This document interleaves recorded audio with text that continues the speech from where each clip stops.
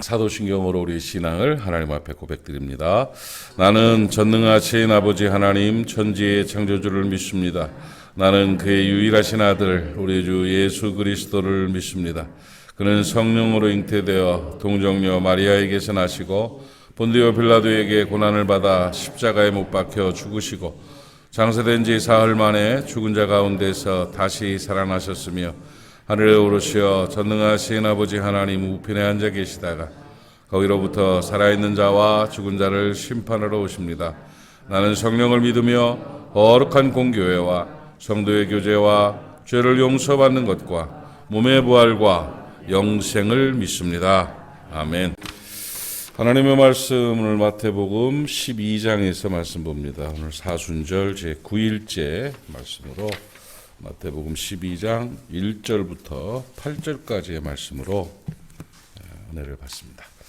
마태복음 12장 1절로 8절 말씀을 오늘은 제가 그냥 낭독을 하겠습니다. 마태복음 12장 1절로 8절입니다. 제가 12장 1절을 읽습니다. 그때 예수께서 안식일에 밀밭 사이로 가실새 제자들이 시장하여 이삭을 잘라 먹으니 바리새인들이 보고 예수께 말하되 보시오, 당신의 제자들이 안식일에 하지 못할 일을 하나이다. 예수께서 이르시되 다윗이 자기와 그와 함께한 자들이 시장할 때에 한 일을 읽지 못하였느냐? 그가 하나님의 전에 들어가서 제사장 외에는 자기나 그 함께한 자들이 먹어서는 안 되는 진설병을 먹지 아니하였느냐? 또 안식일에 제사장들이 성전 안에서 안식을 범하여도 죄가 없음을 너희가 율법에서 읽지 못하였느냐? 내가 너희에게 이르노니 성전보다 더 큰 이가 여기 있느니라. 나는 자비를 원하고 제사를 원하지 아니하노라 하신 뜻을 너희가 알았다면 무죄한 자를 정죄하지 아니하였으리라. 인자는 안식일의 주인이라 하시니라. 아멘. 지금까지도 논란이 되는 그런 그 안식일 공방에 대한 그런 말씀입니다. 자, 이 말씀의 전체적인 흐름을 보면 사건이 그렇습니다. 밀밭 사이를 예수님과 예수님의 제자들이 지나가는데 예수님의 제자들이 사역자들이죠.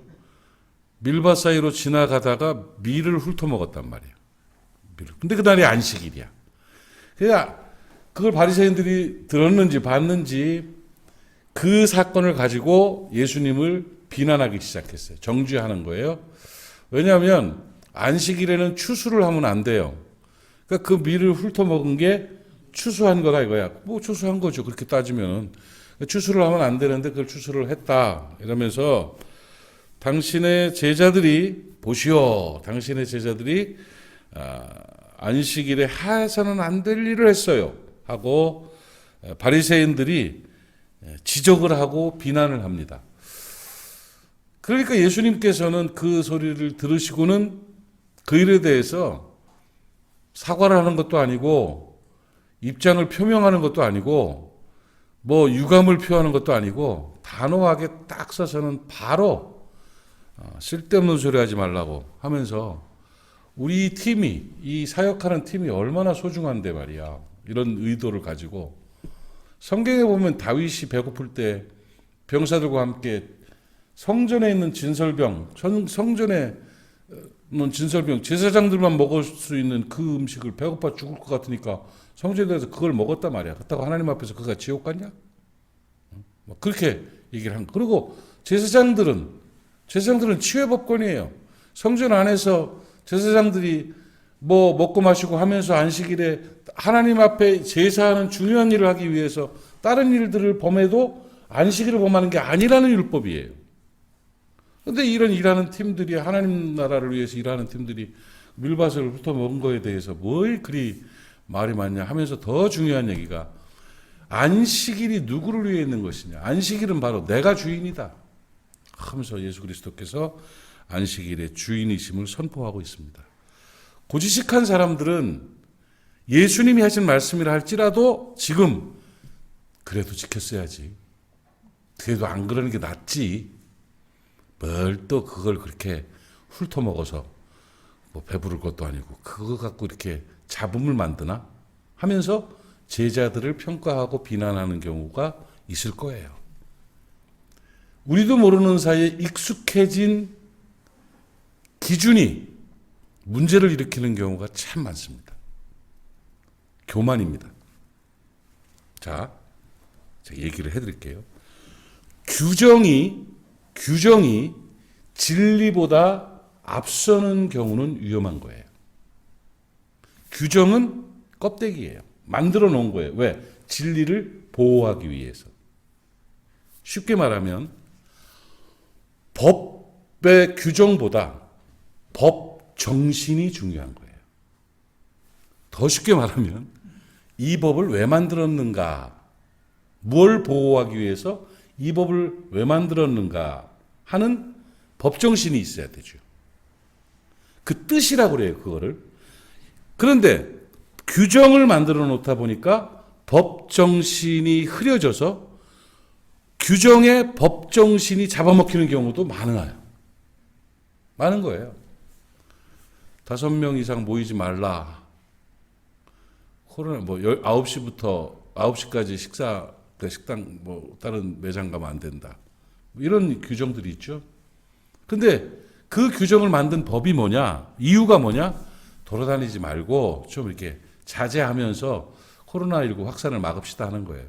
그러면 10시까지로 풀어놓으면 아싸 나가도 된다고 나가는 거야?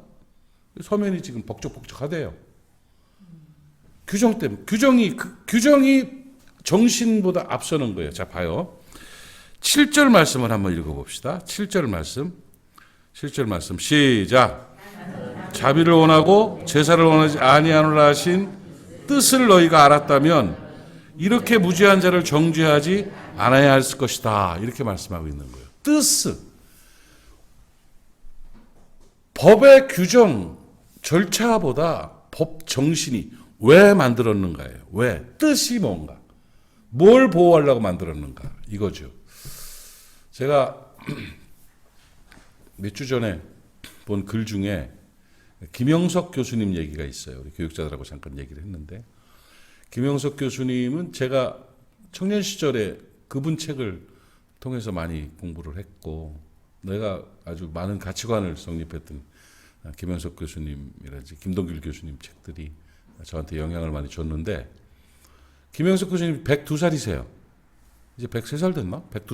102살이신데 연세대학교 명예교수님이신데 지성이시죠. 그걸 비난하는 분들은 비난하더라고.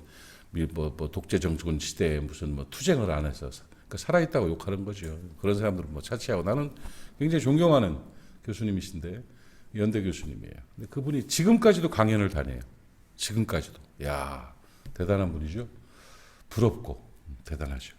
근데 그 교수님, 노 교수님, 정말 인생 한 세기를 살았던 엄청난 그 석학이신 그분 앞에 기자가 물었어요. 기독교인이신 김영석 교수님한테, 교수님, 성경에 보면 예수님이 제자들의 발을 닦아주는, 갈보리산에 가기 전에 세족식, 발을 닦아주는 세족식의 사건이 사복음서 마태, 마가, 누가, 요한복음 중에 먼저 기록된 마태, 마가, 누가복음에는 없고 뒤에 요한이 기록한 요한복음에만 그 기록이 담겨 있습니다.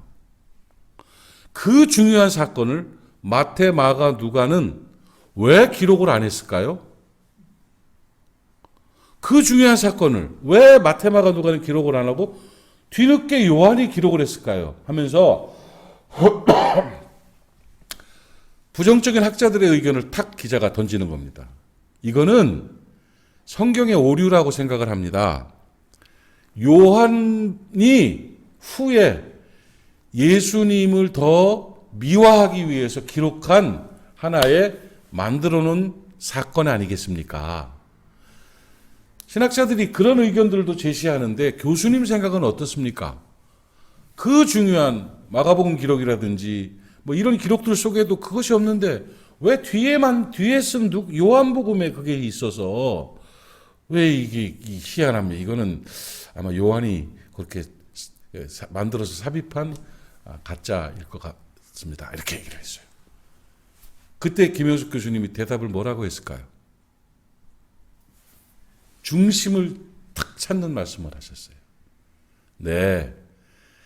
그 말씀을 보면서, 그 하나님의 말씀을 보면서 왜 마태, 마가, 누가는 기록을 하지 않았을까? 왜 요한은 뒤에 썼는데 이걸 기록했을까? 요한이 만든 걸까? 아닌 걸까? 왜 마태, 마가, 누가는 다른 사건들을 더 강조하고 이걸 흐리게 만들었을까? 이런 이야기들을 얘기하는 거 의미가 없습니다. 예수님이 발을 닦아주신 그 사랑의 모습을 배우면 되는 겁니다. 그 말씀의 중심은 그 십자가를 앞두고도 성찬을 나누고 제자들의 발을 씻어주시는 그 섬김과 사랑의 모습을 배우라고 기록된 것이지, 몇 년도에 기록됐네, 누가 기록했네, 만들어 놓네, 있었던 일 잊어먹었네, 그것은 아무 의미가 없는 일입니다. 이렇게 가르치셨어요. 가끔 우리는 몇 년에 무엇이 어쩌고 규정에 매여서 진리를 잃어버릴 때가 있습니다. 춘향전을 공부할 때는 춘향이가 그네를 한 번 굴르면 1분에 몇 번 왔다 갔다 하느냐를 연구할 필요가 없습니다. 그 그네의 길이 사이즈는 어떻고 그 위에서 아래까지 내려오는 그 무게 추는 어떻고 왜 그걸 따지고 듭니까? 춘향이와 이몽룡의 사랑을 얘기하는 거죠. 거기서 감동을 받아야지. 신앙을 한다는 사람들이 규정에 매이고 규칙에 매이고 스스로 얽으면 나는 지키고 너는 못 지키는 그 일들 때문에 정죄하고 비난하는 일들이 생겨난다면 그걸 바리새인이라고 하는 겁니다. 가짜입니다. 인자는 안식일의 주인이다. 주님의 뜻을 알면 너희가 이렇게 실수하지 않을 것이다. 그 중심을 잡고 규정이 아닌 진리를 찾아가는, 법제도가 아닌 법 정신을 지켜나가는 진짜 예수쟁이 되시기를 주님의 이름으로 축복합니다. 기도합시다. 하나님 아버지, 은혜를 감사합니다. 오늘 주신 이 말씀이 우리의 삶의 지표가 되게 하시고 가치관을 결정하는 중요한 안내서가 될 수 있도록 은혜 베풀어 주시옵소서. 규정에 매어 정죄하는 자가 되지 않도록 하여 주시옵시고, 얽어매는 자가 되지 않도록 하여 주시옵시고, 아버지 하나님, 법이 아니라 법 정신을 지켜나갈 수 있는 하나님의 사람들 되게 하옵시고, 아버지 하나님이여 하나님의 뜻을 알 수 있는 존귀한 주의 제자로 살아가게 하여 주옵소서. 진리를 지키게 하시고 신앙을 지키게 하시고 아버지의 뜻을 지켜나가는 복된 모리아 사람들이 되게 하옵소서. 오늘도 우리 모리아 사람들을 지켜주시길 원합니다.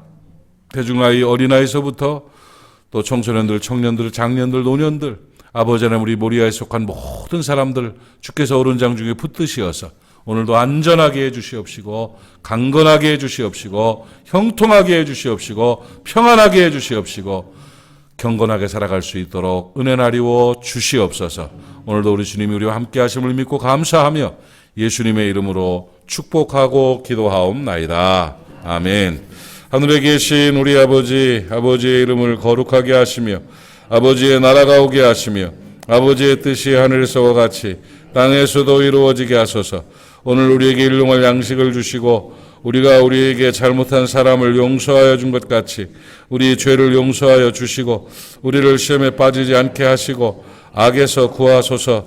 나라와 권능과 영광이 영원히 아버지의 것입니다. 아멘.